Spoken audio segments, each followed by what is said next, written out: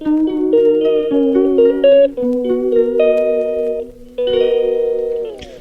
Morning বন্ধুরা, sir ব্লগে সবাইকে স্বাগত জানিয়ে আজকের ব্লগটা শুরু করছি। আর আজকে হচ্ছে দেখো সকাল সকাল বাজার থেকে ট্যাংরা মাছ নিয়ে এসেছিলো, আর এইগুলোই এখন কাটতে বসেছি। এইগুলো কাটতে কাটতে অনেকটাই সময় হয়ে যাবে, ওই জন্য এইগুলো নিয়েই বসেছি। আর এই মাছগুলো নিয়ে বাইরে কাটতে বসেছি।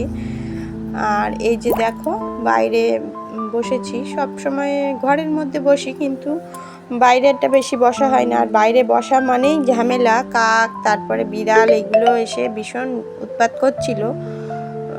এই যে মাছগুলো কেটে নেব, মাছগুলো কেটে নিয়ে তারপরে আর সকাল সকাল ঘরের সমস্ত কাজকর্ম কমপ্লিট করে ফেলেছি বলতে ঘরের রান্না বান্নাটা করে ফেলেছি। খাওয়া দাওয়ার জন্য সকালে যে খাওয়ার টিফিনটা সেগুলো করে ফেলেছি। ঘরের এখনও সমস্ত কাজই বাকি রয়েছে। রান্না টান্না করা হয়ে যাওয়ার পরে মনে করলাম যে তাহলে মাছটা কেটে নিই। মাছটা আমার হাজব্যান্ড সকাল সকাল বাজারটা করে দিয়ে গেছিলো, সেই জন্য মাছটা কেটে বসে গেছি। আর দেখো মাছ টাছ কাটা হয়ে যাওয়ার পরে ঘরটার মুছে নিচ্ছি। ঘরটা মোছা হয়নি, ঘরটা ঝাড়ু দিলাম, তারপরে ঘরটা মুছছি। আর ঘরটা মোছার পরে তারপরে আমি রান্না বসাবো।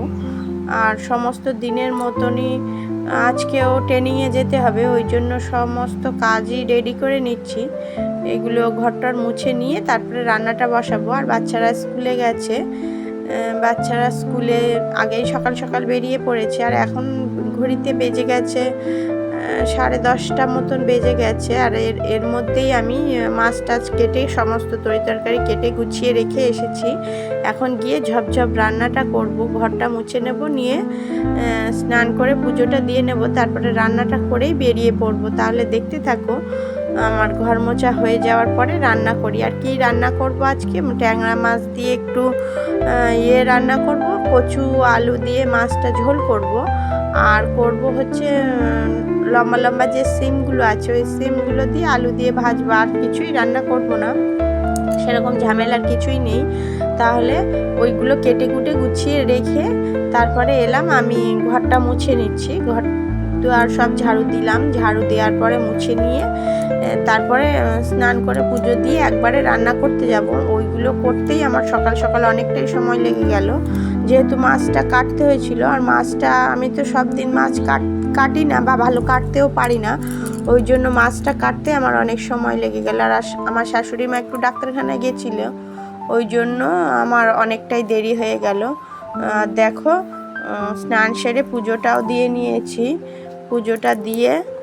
আর আমার শাশুড়ি মা যেহেতু একটু ডাক্তারখানায় গেছে, শরীরটা কিছুদিন ভালো যাচ্ছিল না, গলার সমস্যা ছিল, ওই জন্য করে ডাক্তারখানায় যেতে হয়েছে বলে আমার এই মাছটা আমারই কাটতে হয়েছে। আর আমার রান্নাটারও অনেক দেরি হয়ে গেল। দেখো এই যে মাছটা ভাজা বসিয়ে দিয়েছি, আর ওই যে শিমটাও ভাজা বসিয়ে দিয়েছি। যেহেতু অনেকটাই দেরি হয়ে গেছে, রান্না করে রেখে তারপর ভাত টাত গুছিয়ে নিয়ে তো যাব, ওই জন্য। আর দেখো এই যে কচু আলুটা ভাজা বসিয়ে দিয়েছি, মাছগুলো সব ভাজা হয়ে গেছে, আর ঝোলটা হলেই হয়ে যাবে। আর সিম ভাজাটা বেশি সময় লাগবে না, ওটা তো হয়েই যাবে।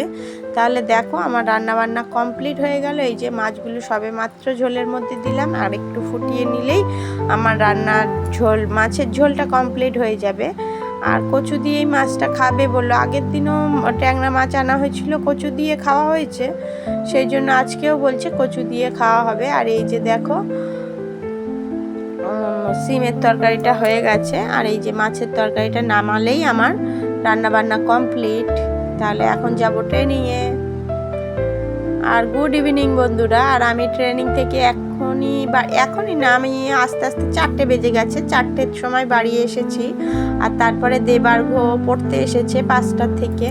এই যে দেবার্ঘকে একটু সমস্ত হাত ধরে ধরে লিখিয়ে নিচ্ছিলাম। আর ও তো ছোট, এখন স্কুলে নতুন নতুন ভর্তি হয়েছে, স্কুলে যে কাজগুলো দিয়েছে সেইগুলোই ওকে হাত ধরিয়ে ধরিয়ে করে দিচ্ছিলাম। তাহলে বন্ধুরা ভিডিওটি এই পর্যন্ত। ভিডিওটি যদি ভালো লেগে থাকে লাইক কমেন্ট শেয়ার করবেন, সাবস্ক্রাইব করবেন। দেখা হচ্ছে নতুন একটা ভিডিওর সঙ্গে, ততক্ষণের জন্য টাটা বন্ধুরা, সবাই ভালো থাকবে। আর ও যেহেতু একটু ছোট দেবার্ঘ, ওকে নিয়ে আমরা সবাই, আর ও তো খেলতে আসে এখানে, সবাই ওকে নিয়েই আনন্দ করি। তাহলে টাটা বন্ধুরা।